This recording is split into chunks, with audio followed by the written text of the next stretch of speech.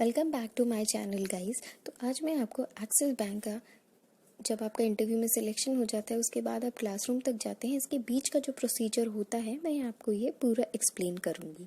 ये basically 4 steps में होता है, जिसमें पहला स्टेप होता है कॉशन फी डिपॉजिट करना, दूसरा स्टेप होता है आपको बैंक अकाउंट खुलवाना होता है, तीसरा आपको ऑनलाइन कंफर्म करना होता है कि आपने कॉशन फी डिपॉजिट करी है या नहीं, और चौथा स्टेप होता है आपको आइडेंटिफाई करना है कि आप सेल्फ फंड करेंगे कोर्स को या आपने एजुकेशन लोन लेना है। तो अब मैं इन चारों प्रोसीजर्स को बहुत अच्छे से एक्सप्लेन करूँगी। पहला स्टेप होता है कॉशन फी डिपॉजिट करना। ये पहले 10,000 थी, अभी ये 2,000 हो गई है।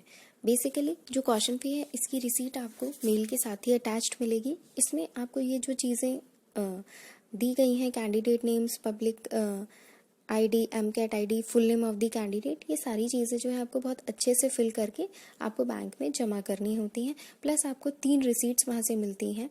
एक तो बैंक की कॉपी होती है जो वहाँ वो रखेंगे, कैंडिडेट की कॉपी यानी कि आपको अपने पास रखनी है, और एक इंस्टीट्यूट कॉपी। आपकी जो कॉशन फी है वो आप डीडी के थ्रू ही आप सबमिट कर सकते हैं बैंक में, जो कि नेम होगा जैसे Manipal global education private limited. अगर एमएटी का है तो वहाँ एमएटी का नाम आ जाएगा। तो डीडी के थ्रू आप पे करेंगे एंड आपको इसका एक्नॉलेजमेंट रखना है संभाल के। दूसरा प्रोसीजर होता है इसमें कि आपको एक ज़ीरो बैलेंस अकाउंट खुलवाना है अपनी नियरेस्ट ब्रांच में जाकर।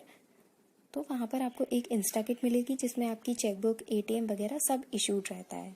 तो सेकंड स्टेप आपका ये हो गया। एक चीज़ याद रखिए कि ज़ीरो बैलेंस अकाउंट ही खुलवाना है, मिनिमम बैलेंस वाला नहीं। तीसरा स्टेप प्रोसीजर में होता है कि जब आपने कॉशन फी डिपॉजिट कर दी तो आपको ऑनलाइन कंफर्मेशन भेजना होता है। ये जो गिवन मेल आईडीज़ हैं, ब्लू में जो मार्क है यहाँ पर, और किस डिटेल्स के साथ भेजना है ये आपको वहाँ पर मेंशन होगा आपके रिस्पेक्टिव ईमेल्स में। नेक्स्ट स्टेप होता है step number 4, identify if you are a self funded और a loan candidate. Self funded का बेसिकली मतलब ये होता है कि जो आप अपनी सेमेस्टर की फ़ीस है वो आप खुद पे करेंगे, या फिर आप एजुकेशन लोन लेना चाहेंगे। तो जो एजुकेशन लोन लेना होता है उसके लिए बेसिकली आरईसी सेंटर्स डिज़ाइन किए हैं जो रिस्पेक्टिव मेल्स में दिए जाएंगे।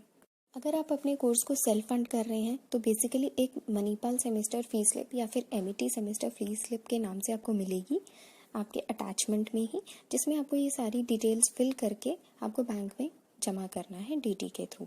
जब आप जमा करेंगे तो फिर से आपको 3 रिसीट्स मिलेंगी यहाँ पर, bank copy, candidate copy and institute copy, जिसमें से कैंडिडेट और इंस्टीट्यूट कॉपी आपको संभाल के रखनी है क्योंकि ये एडमिशन प्रोसेस के टाइम पे एज अ रिसीट आपको वहाँ पर मांगी जाती है, राइट।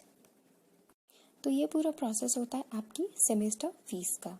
अभी ये सेमेस्टर फीस के जो कंपोनेंट्स हैं आपको दिख रहे हैं कि यहाँ पर ट्यूशन फीस कितनी है।